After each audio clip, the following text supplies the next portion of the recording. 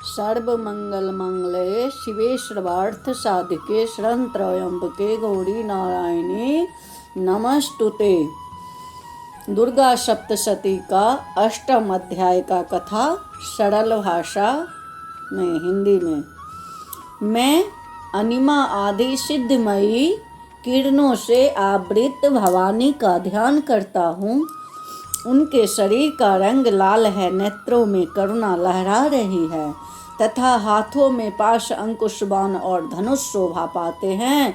ऋषि कहते हैं, चंड और मुंड नाम का दैत्यों के मारे जाने तथा बहुत सी सेना का संहार हो जाने पर दैत्यों राजा प्रतापी शुंभ के मन में बड़ा क्रोध हुआ और उसने दैत्य की संपूर्ण सेना के युद्ध के लिए कूच करने की आज्ञा दी। वह बोला, आज उद्यायुध नाम का 86 दैत्य सेनापति अपने सेनाओं के साथ युद्ध के लिए प्रस्थान करे। कंबु नाम वाले दैत्य के 84 सेना नायक अपनी वाहनी से घिरे हुए यात्रा करें। 50 कोटि वीर कुल के और 100 ध्रुव कुल के असुर सेनापति मेरी आज्ञा से सेना सहित कूच करें। कालक, दोहर्द, मौर्य और कालकय असुर भी युद्ध के लिए तैयार हो मेरी आज्ञा से तुरंत प्रस्थान करे। भयानक शासन करने वाला असुर राज शुंभ इस प्रकार आज्ञा दे सहस्त्रों बड़ी बड़ी सेनाओं के साथ युद्ध के लिए प्रस्थित हुआ। उसकी अत्यंत भयंकर सेना आती देख चंडिका के अपनी धनुष की टंकार से शुंभ और आकाश के बीच का भाग गूंज उठा।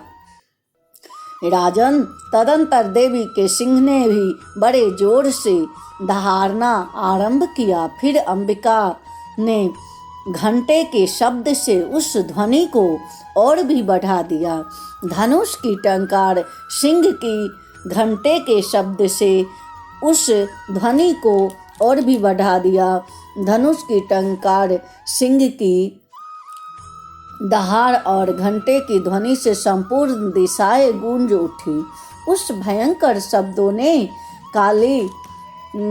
शब्दों से काली ने अपने विकराल मुख को और भी बढ़ा लिया और तथा इस प्रकार वे विजयी हुई।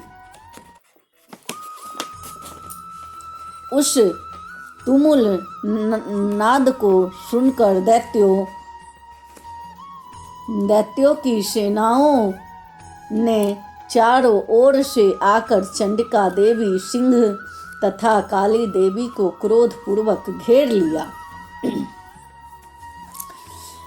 राजन, इसी बीच में असुरों के विनाश तथा देवताओं के अभ्युदय के लिए ब्रह्मा, शिव, कार्तिकेय, विष्णु तथा इंद्र आदि देवी के शक्तियाँ जो अत्यंत पराक्रम और बल से संपन्न थी, उसके शरीरों से निकलकर उन्हीं के रूप में चंडिका देवी के पास गई। जिस देवताओं का जैसा रूप वैसा ही वेशभूषा और वैसा ही वाहन, ठीक उसी ही साधनों से संपन्न हो उसकी शक्ति असुरों से युद्ध करने के लिए आई।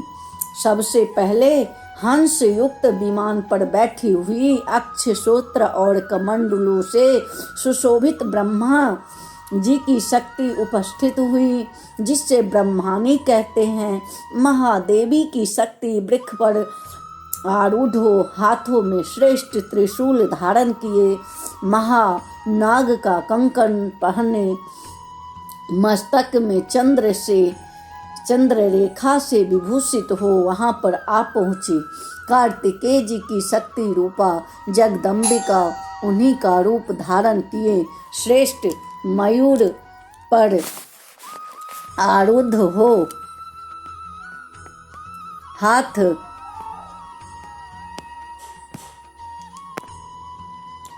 हाथ में शक्ति लिए दैत्य से युद्ध करने के लिए आई। इसी प्रकार भगवान विष्णु की शक्ति गरुड़ पर विराजमान हो शंख, चक्र, गदा शंख धनुष तथा खड्ग हाथ में लिए हुए वहां आई। अनुपम यज्ञ 12 का रूप धारण करने वाली श्री हरि के जो शक्ति है वह भी 12 शरीर धारण करके वहां उपस्थित हुई। नरसिंही शक्ति भी नृसिंही के समान शरीर धारण करके आई। उसी के गर्दन के बालों के झटके से आकाश के तारे बिखरे पड़ते हैं। इसी प्रकार इंद्र की शक्ति वज्र हाथ में लिए गजराज ऐरावत पर बैठकर आई। उसके भी सहस्त्र नेत्र थे। इंद्र का जैसा रूप वैसा ही उसका भी था। तदंतर उन देव शक्तियों से घिरे हुए महादेवी जी ने चंडिका से कहा, मेरी प्रसन्नता के लिए तुम शीघ्र ही असुरों का संहार करो। तब देवी के शरीर से अत्यंत भयानक और परम उग्र चंडिका शक्ति प्रकट हुई, जो सैकड़ों गिदरियों की भांति आवाज करने वाली थी।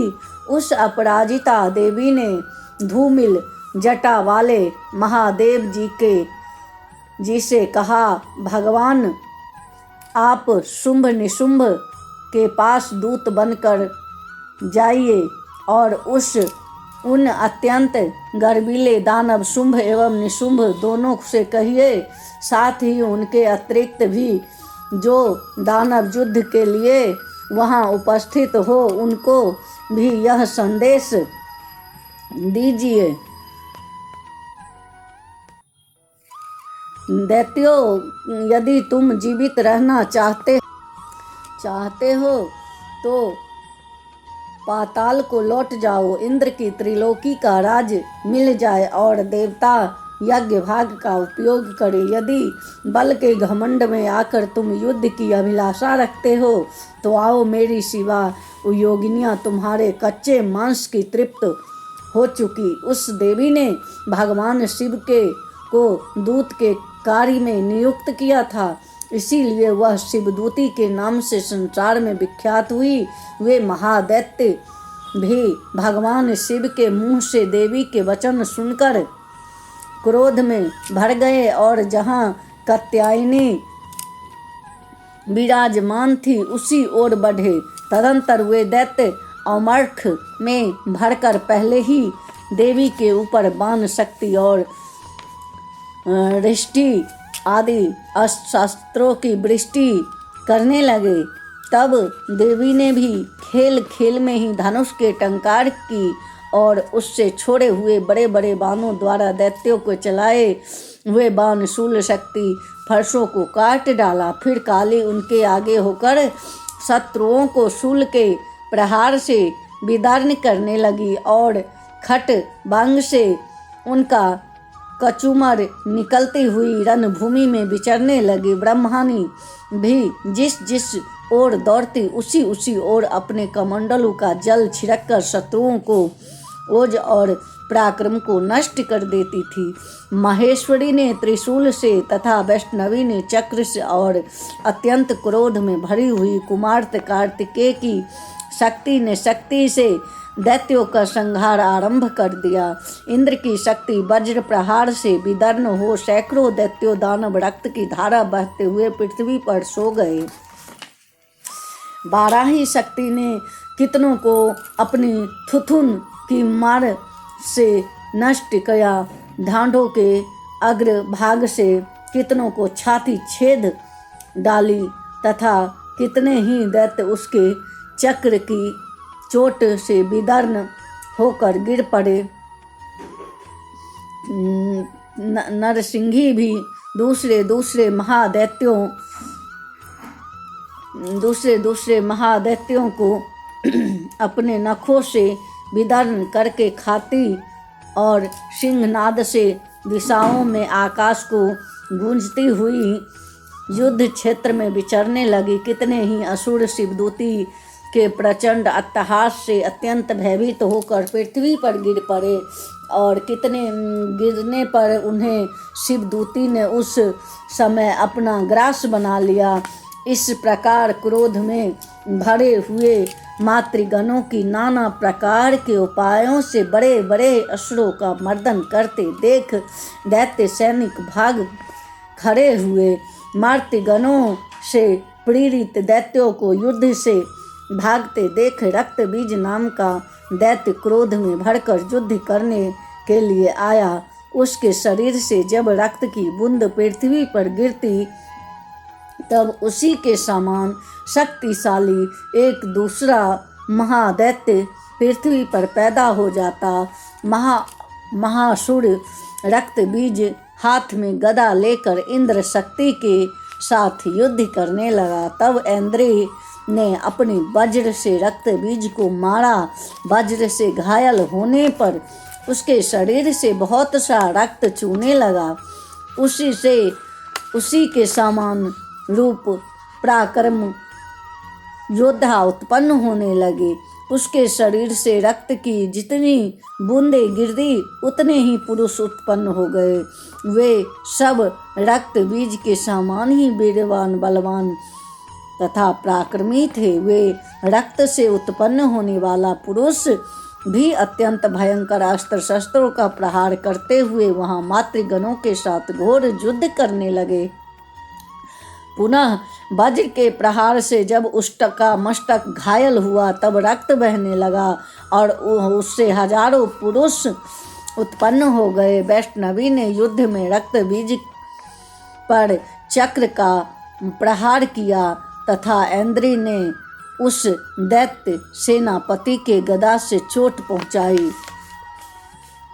वैष्णवी चक्र के से घायल होने पर उसके शरीर से जो रक्त बहा उससे उसी के बराबर आकार वाले सहस्त्रों महादैत्य प्रकट हुए। उनके द्वारा संपूर्ण जगत व्याप्त हो गया। कौमारी ने शक्ति, बाराही ने खड्ग और महेश्वरी ने त्रिशूल महादैत्य रक्तबीज को घायल किया। क्रोध में भरे हुए उस महादैत्य रक्तबीज ने गदा से भी सभी मातृ शक्तियों पर पृथक पृथक प्रहार किया। शक्ति और शूल आदि से अनेक बार घायल होने पर जो उसके शरीर रक्त की धारा पृथ्वी पर गिरी उससे भी निश्चय ही सैकड़ों असुर उत्पन्न हुए। इस प्रकार उस महादैत्य के रक्त से प्रकट हुई असुरों द्वारा संपूर्ण जगत व्याप्त हो गया। इसी से तो उन देवताओं को बड़ा भय हुआ। देवताओं को उदास देख चंडिका ने काली से शीघ्रतापूर्वक कहा, चामुंडे तुम अपना मुख और भी फैलाओ तथा मेरे शस्त्रपात से गिरने वाले रक्त बिंदुओं और उनसे उत्पन्न होने वाले महादैत्यों को तुम अपने इस उतावले मुख से खा जाओ। इस प्रकार रक्त से उत्पन्न होने वाले महादैत्यों का भक्षण करती हुई तुम रण में विचरते रहो। ऐसा करने से उस दैत्य का सारा रक्त छीन हो जाने पर वह स्वयं नष्ट हो जाएगा। वो उन भयंकर दैत्यों को जब तुम खा जाओगी तब दूसरे नए दैत्य उत्पन्न नहीं हो सकेंगे। काली से यो कहकर चंडिका देवी ने शूल से रक्त बीज को मारा और काली ने अपने मुख में उसका रक्त ले लिया। तब उसने वहां चंडिका पर गदा प्रहार किया, किंतु उस गदापात ने देवी को तनिक भी वेदना नहीं हुई पहुंचाई। रक्त बीज के घायल शरीर से बहुत सा रक्त गिरा, किंतु ज्यों ही वह गिरा तो ही चामुंडा ने उस अपने मुख में ले लिया। रक्त गिरने के से काली के मुख में जो महादैत्य उत्पन्न हुए उन्हें भी वह चट कर गई और उसने रक्त बीज का रक्त पी लिया। तदंतर देवी ने रक्त बीज को, जिसका रक्त चामुंडा पी लिया था, वज्रबाण, खड्ग तथा रिष्टि आदि से मार डाला। राजन, इस प्रकार शस्त्रों के समुदाय से आहत एवं रक्तहीन हुआ महादैत्य रक्त बीज पृथ्वी पर गिर पड़ा। नरेश्वर, इससे देवताओं का अनुपम हर्ष की प्राप्ति हुई और मातृगण उन असुरों के रक्त पान के मद से उद्धत सा होकर नृत्य करने लगी।